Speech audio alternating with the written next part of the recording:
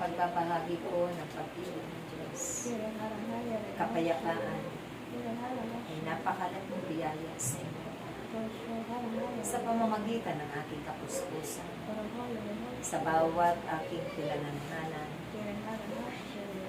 naroon ang inyong mga matibay na pananampalataya sa Diyos na kailanman ay hindi nagbabago. Sa pasimula pa lamang, magpahanggang sa wakas ng panahon. Kaya't kayong lahat ay umasa sa bawat buhay ninyo ay may pagdaraanan kayo na mga tiisin, mga pagdurusa, dahil hindi lahat ng oras at panahon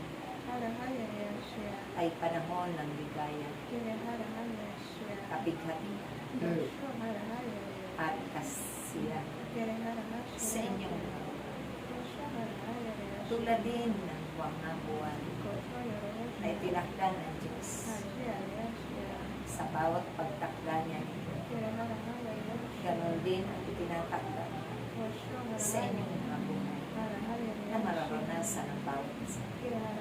Subalit huwag kayong makalala dahil sa pamamagitan ng aking gabay at takbuhan, kailanman ay hindi kayo mabibigay. Hindi kayo maliligaw ng landas na inyong patutungan.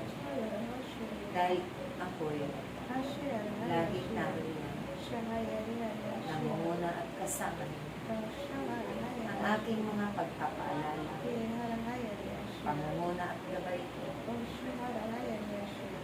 Ito ang magiging simbolo o palatandaan na kayo ay nakatitiyak ng inyong gaganap para sa pagsunod ninyo na puno ng kagalakan at pag-ibig, kababaan ng kalooban sa Diyos na makapangyarihan sa dahil titiyakin din namin na kayo ay laging ligtas, laging makarating sa inyong paroonan ng maluwalhati at manunumbalik kayo sa inyong mga baysabog na walang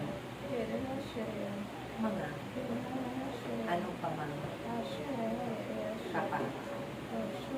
Kaya't ating mga anak, umasa kayo at sumambit kayo sa salita ng Diyos na magbibigay buhay, pagbibigay pag-asa, dahil siya lamang ang inyong hihingian ng awat habag, ng tulong, at mga mabubuting bagay na ito ang magbibigay biyaya sa bawat salita. Sa mga panahon ito, maraming kaganapan tulad ng mga krisis sa iba't iba ninyong pangangailangan sa araw-araw ng inyong ito'y inyo lamang ang panalangin upang manumbalik sa dati at normal na mga paraan ng Diyos na kailanman hindi kayo mahihirapan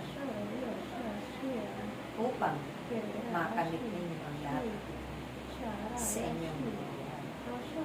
Siya ang bahala sa lahat at iasa niyo lamang na kailanman hindi magtatagal ang ganong mga bagay na hindi niya pahihintulutan na kayo ay magdurusa sa mga bagay na higit kailangan sa araw-araw. Kaya't ating mga anak, lagi ninyong panghawakan ang kanyang mga pangako na kayong lahat ay hindi mabibigay. Umasa kayo, manalig pagtiwala at manampalataya na magiging maayos lang ang lahat ng yan. Dahil siya pa rin ang magtatakda kung ito'y magpapatuloy ka kung hindi.